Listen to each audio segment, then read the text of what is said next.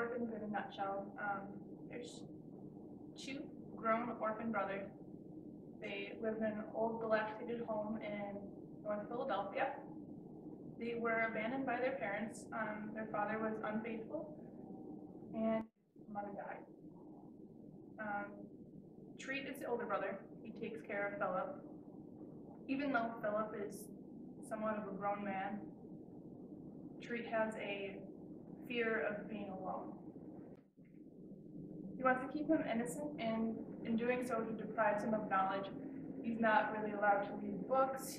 In the one scene, he comes home and he finds that words in the newspaper have been underlined, and he completely blows a gasket, loses it.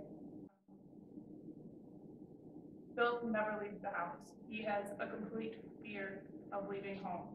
When he was a child, him and his brother Treat had a horrific experience of an allergic reaction where his throat closed up and he almost died. And ever since then, Treat's fear of abandonment has grown even farther because he doesn't want to lose his brother. He needs somebody that knows him and knows the struggles that they've been through. But on the other side, Philip actually sneaks behind Treat's back because he's curious. He wants to know what's out there. He wants to know what's beyond the walls of their home. So he sits there, he watches TV, like Price is Right. He underlines words in newspapers, he reads books, he has a dictionary. And then one day, Treat comes home and he has Harold, the gangster. He actually kidnapped him and brought him into their home and was planning on stealing money from him. Harold turns tables. He at first seems like he's a bad guy, but he ultimately is someone that is nurturing. He wants to be able to have a family because him himself is an orphan. Harold becomes part of the family. They take him in and he takes them in. Philip never really had a problem with accepting Harold into the family. It was Treat that had the problem. He was so headstrong. He was always the person that was in charge. And having someone come along and take that place was very threatening.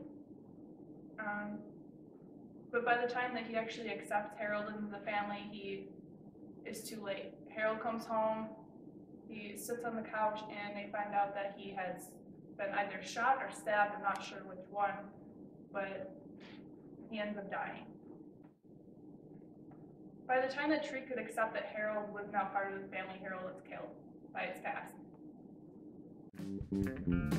The spectacle of the play was actually pretty interesting. I thought, for how small the theater is, I thought it had a lot of good props and a lot of good sets. It seemed like they squeezed a lot of it in to such a small area. Not even just that, the fact that they kind of used the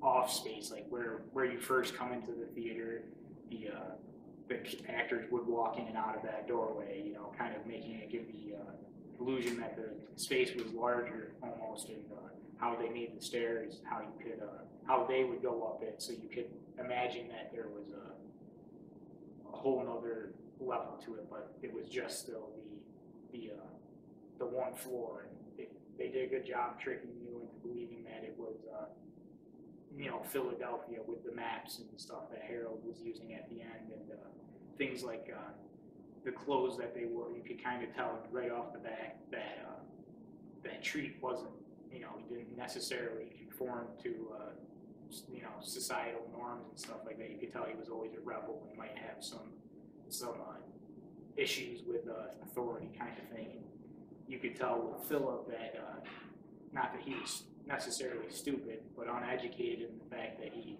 you know, the clothes he wore were dirty, and he didn't really have a sense of his self-perception and how he perceives himself everybody. I've chosen to do prompt 5, which is character. It's the second most important component from Aristotle's 6 components of drama. The character that I chose from Orphans is Anthony Althusser. He plays Treat, the older brother. Treat is one of those tough guys. He walks around with his fists clenched, and he's got this wide jaw that makes him look like a tough guy. And I definitely believe that the playwright chose the right person for this specific play, where he plays the overprotective brother very well.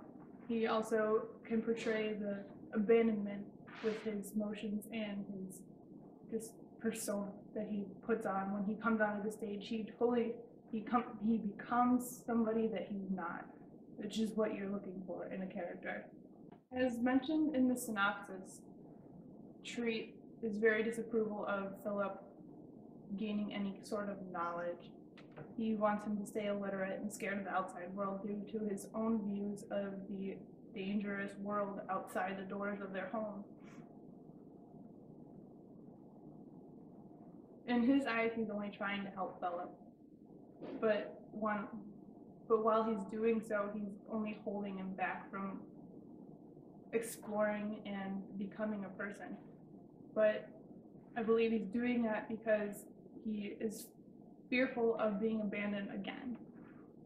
As we look closer into the play, I believe that Treat has more than one fatal flaw. He has his fear of abandonment, and then he has his anger.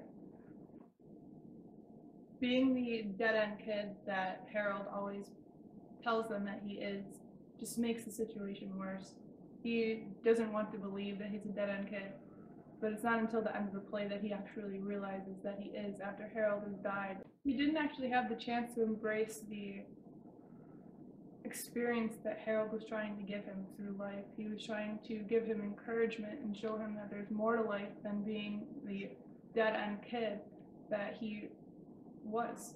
What he was doing with his life, being a thief and stealing from people from day to day just to survive. So reluctantly, he takes the job that Harold pretty much forces him into, being his bodyguard, and he turns into this other person. He becomes this arrogant, this selfish jerk with his clothes and his hair slicked back, and he takes everything for granted. And then once Harold dies, he doesn't realize what he was missing out on. He finally had a father figure in his life, and he didn't realize that until after Harold died.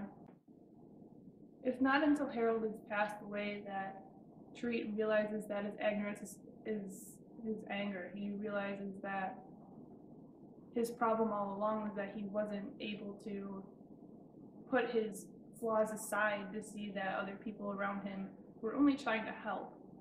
And he was just so reluctant to any sort of companionship other than Philip. He didn't want to have to put down that wall and let someone else in when he was the one that was always so protective. He was the person that was always there to provide, and Harold kind of made him uneasy. But once he comes to realize that Harold was only there to help, it's too late. And he breaks down into tears, and he realizes that he's never actually touched the man. He never touched his hand. And he realizes that he missed out on something incredible.